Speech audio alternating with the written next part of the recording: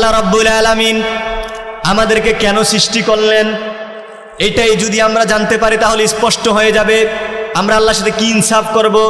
আল্লাহ রাব্বুল আলামিন বলেন ওয়ামা খালাকাতুল জিন্না ওয়াল ইনসা ইল্লা লিয়াবুদুন।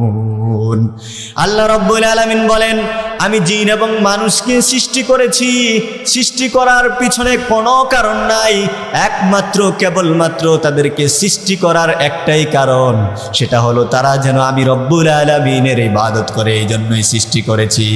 সুবহানাল্লাহ। এবার আপনাদের কাছে আমি প্রশ্ন করতে চাই, আপনারা যদি আল্লাহ পাক আমাদেরকে সৃষ্টি করলেন কেন? আল্লাহর ইবাদত করার জন্য। এবার আপনি যদি আল্লাহর ইবাদত করেন তাহলে এটাই হবে ইনসাফ, আর যদি আল্লাহর ইবাদত না করে অন্য কারো উপাসনা করেন তাহলে এটা ইনসাফ হবে না, জুলুম হবে? আপনারা বলেন। এবার বলেন আল্লাহ পাক যে ইনসাফের আদেশ দিলেন আমরা কি আসলে ইনসাফ করছি আল্লাহর প্রতি?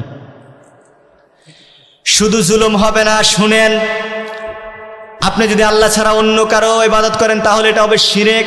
আর শিরক শুধু জুলুম না, শুধু জুলুম না, এটা মস্ত বড় গুনাহ। হযরতে লোকমান হাকিম তার ছেলেকে লক্ষ্য করে বললেন, আল্লাহ পাকের এত ভালো লাগলো কথাটা, আল্লাহ পাক কোরআনুল কারীমে উল্লেখ করে দিলেন, وَإِذْ قَالَ لُقْمَانُ لِابْنِهِ وَهُوَ يَعِظُهُ يَا بُنَيَّ لَا تُشْرِكْ بِاللَّهِ إِنَّ الشِّرْكَ لَظُلْمٌ عَظِيمٌ। হযরত লোকমান হাকিম বলেন, ও আমার প্রিয় বৎস, তুমি আল্লাহর সাথে কাউকে শিরক করো না, আল্লাহর সাথে কাউকে অংশীদারিত্ব করো না। কারণ হলো তুমি জেনে রাখো শিরক শুধুই গুনাহ নয়, এটা হলো মস্ত বড় জুলুম। বান্দার পক্ষ থেকে আল্লাহর উপরে যদি সবচাইতে বড় জুলুম হয় তাহলে সেটাই হলো শিরক। নাউযুবিল্লাহ। তাহলে আপনি যদি আল্লাহর ইবাদত বাদ দিয়ে অন্য কারো উপাসনা করেন এটা কি আল্লাহর প্রতি ইনসাফ হবে না জুলুম হবে?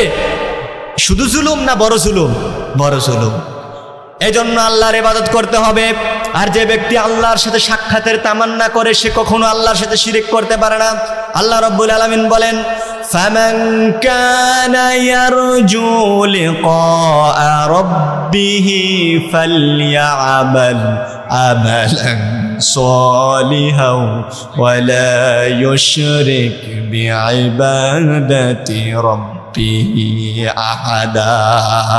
যে ব্যক্তি তার রবকে পরকালে দেখতে চায়, রবের সাক্ষাৎ চায়, সে যেন আমলে সালেহ করে, নেক কাজ করে, সে যেন তার রবের সাথে কাউকে শিরক না করে।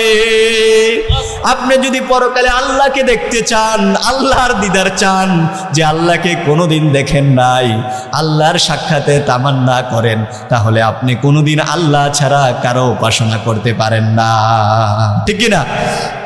এবার আসেন, আল্লাহ পাক ইবাদতের জন্য বানালেন, এবার ইবাদত না করলে আল্লাহর প্রতি কি হবে?